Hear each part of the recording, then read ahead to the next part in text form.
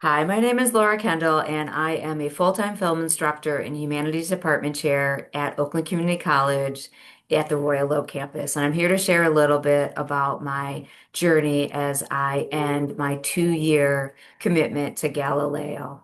When I signed up for Galileo, I was heading into my 14th year of teaching full-time, and I felt a little stuck, I'm not going to lie. I was nowhere near the end of my career, but I was much further away from the start of my career, and I didn't want to lose a sense of wonder and a sense of joy that I had always been able to bring into the classroom space. And so many of my colleagues have been through Galileo, and they highly recommended it. I wasn't really sure what I was signing myself up for. In fact, the first time that I got an email over the summer, it talked about a meeting for teacher leaders, and I wasn't sure if that included me.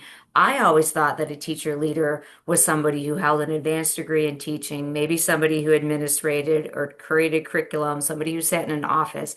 I didn't think of a teacher leader as somebody like me, somebody who has a master's in film studies and a bachelor's in film production, somebody who has a passion for film and a passion for teaching, but not a lot of formal training when it comes to instruction inside of higher ed. And so what I learned through Galileo was, yes, that email was indeed addressed to me. I was a teacher leader, and now I feel like I fully embody and understand what a teacher leader is. If I could share three takeaways for things that I helped to develop over the past 2 years with my Galileo family that helped me to embody and live the spirit of being a teacher leader every time I step into the classroom or every time I log on into one of my online classes, it's this. Number one, be open.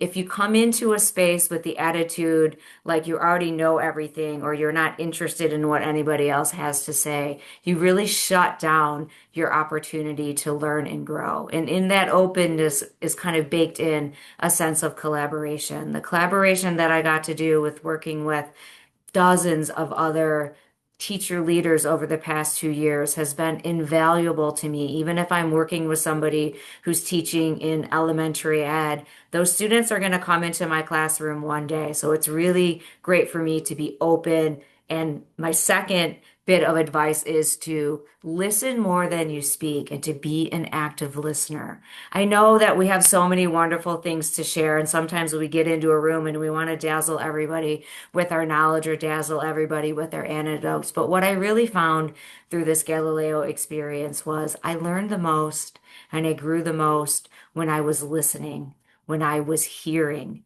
when I was processing. And it was this kind of quiet thing that was happening within my mind and journaling and drawing and writing down the things that I was open to hearing, collaborating, and actively listening lead me to my last piece of advice or my last thing that I really take away and cherish from my Galileo cohort time. And that's not to be afraid to fail.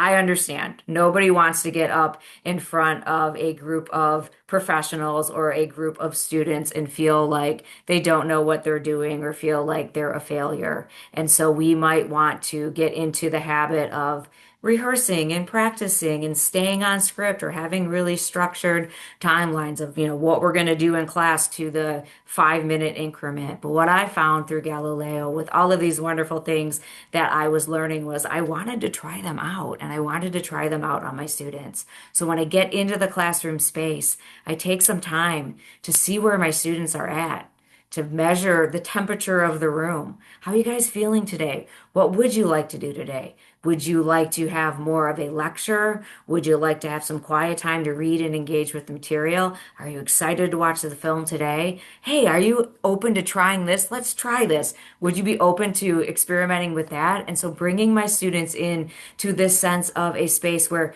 you don't have to be perfect here. Perfect is not what we're going for. Growth is what we're going for. And growth and progress comes from a lot of failure. And so I want to end my talk with my favorite quote by Samuel Beckett. And it says this, and I'm going to look down for a second because I do know this quote by heart, but I don't want to mess it up. Ever tried, ever failed. No matter. Try again, fail better. As teacher leaders, we certainly have a lot of expertise. And I think that the one thing that I will always remember about Galileo is that it taught me to be brave and not to be afraid to fail. And that, in fact, failure only comes through trying. And if you try, you can't fail. Thank you so much.